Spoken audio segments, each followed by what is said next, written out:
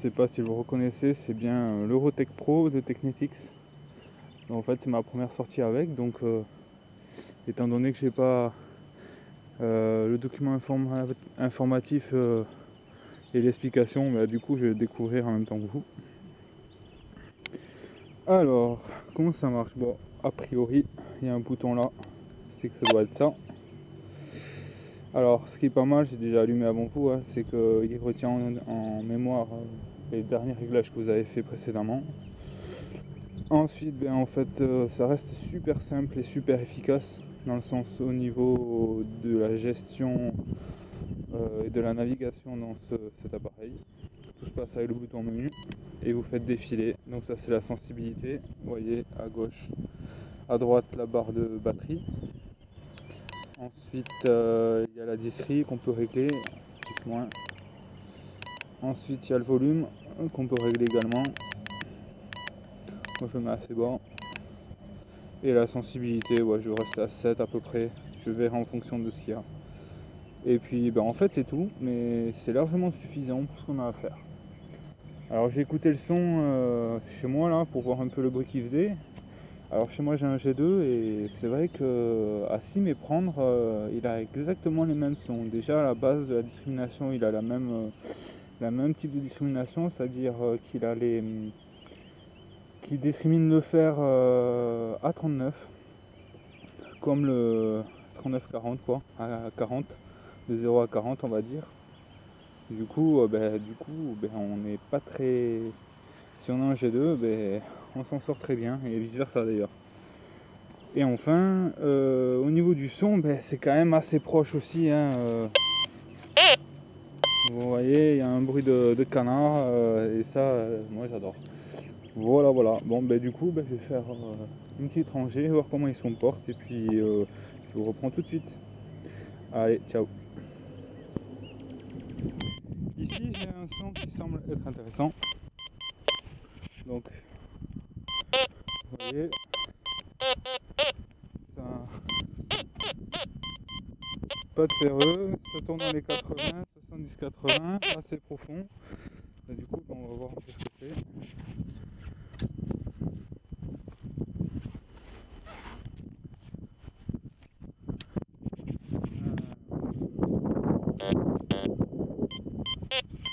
C'est sorti.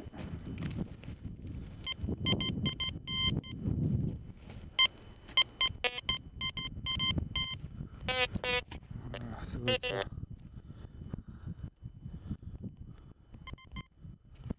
Voilà. Une petite applique ou plutôt on va dire un robinet avec quelque chose marqué dessus, bon, communément une merdouille. Voilà, bon déjà on voit qu'il marche, hein.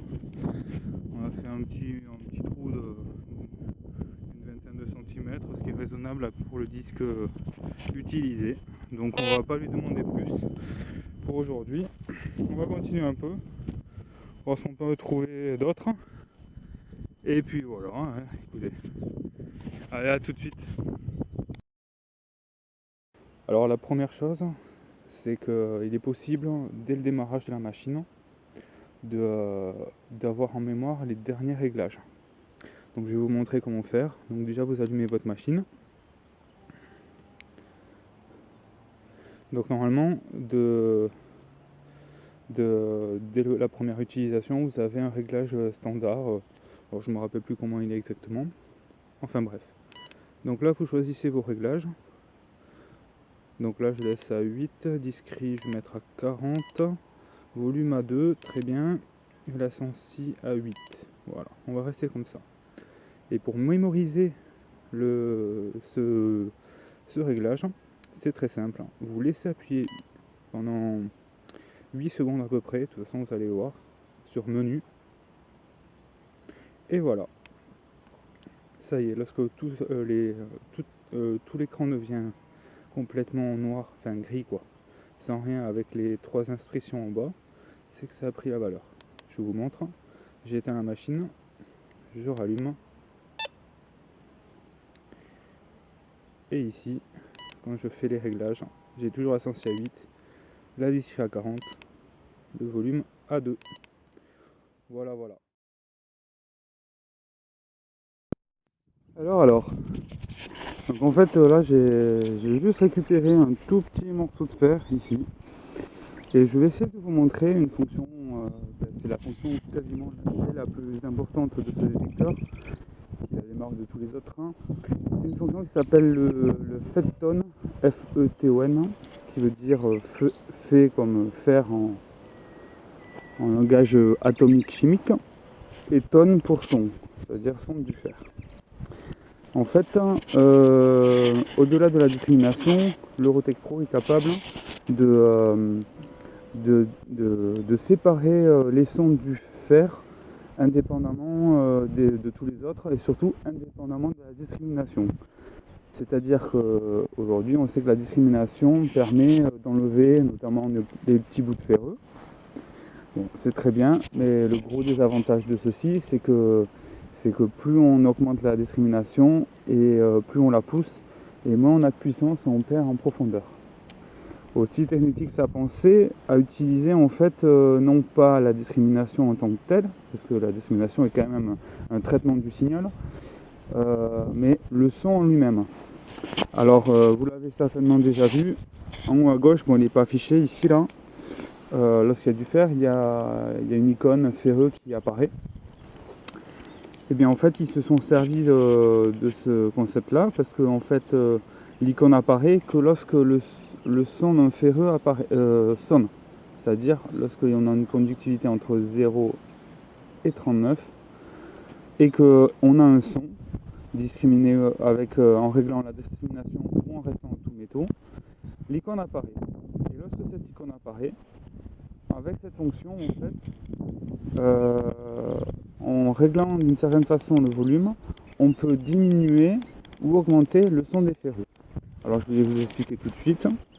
Alors déjà je mets sur volume, là je l'ai mis à 9, donc en fait ça va bien de 0, et puis plus vous augmentez vous arrivez à 9, donc là ça change pas. Puis dès que vous passez la barre des 10, ça peut aller jusqu'à 20, en fait la plage des ferreux va augmenter au fur et à mesure que vous augmentez le son. C'est-à-dire que par exemple à 10, le son du ferreux ne sonnera pas. À 11, il sonnera un tout petit peu, et ainsi de suite jusqu'à 20. À 20, tout sera au maximum. Autrement dit, les autres sons vont rester toujours au maximum au niveau du volume, mais au niveau du son, vous pourrez faire varier le son du ferreux, à condition bien sûr que la discrimination ne soit pas trop forte, c'est-à-dire qu'il doit être inférieur à 59. À 59, je le rappelle, la discrimination, un traitement du signal, permet d'éliminer complètement tout son de ferreux. Donc là, le but pour Technetics, ça a été vraiment de garantir un gain de profondeur maximal, mais juste en éteignant, si vous voulez, le son du ferreux. Alors je vais vous faire une petite expérience. Là, je vais poser tout simplement le tout petit morceau de fer ici même, juste devant, là, il est juste à ce niveau-là.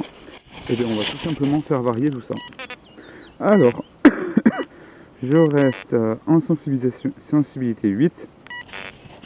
La discrete, je vais la mettre à 0, donc c'est en tout métaux. Et le volume, je vais le mettre à 9. Donc là, tous les sons vont sonner au maximum.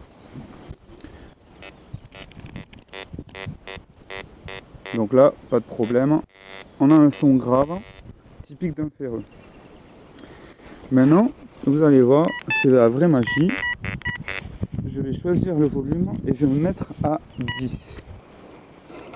Et je le rappelle, sensibilité 8 et en discrete 0, c'est-à-dire en tout métaux. Et regardez, comme par magie, aucun bruit. Rien du tout. Alors je vais juste vous montrer un exemple. Alors moi ce que je fais, je ne vais pas donner sur moi. Je prends mon téléphone parce qu'il y a plein de choses bizarres. Alors bien sûr tout est à côté. Hop. Le fer ne sonne pas. Et les autres cibles sonnent. Sonne pas. Sonne. Voilà, tout simplement. Et vous voyez bien, on est bien en discrete 0. Donc en tout métaux. Et ça, c'est le vrai atout de cette machine.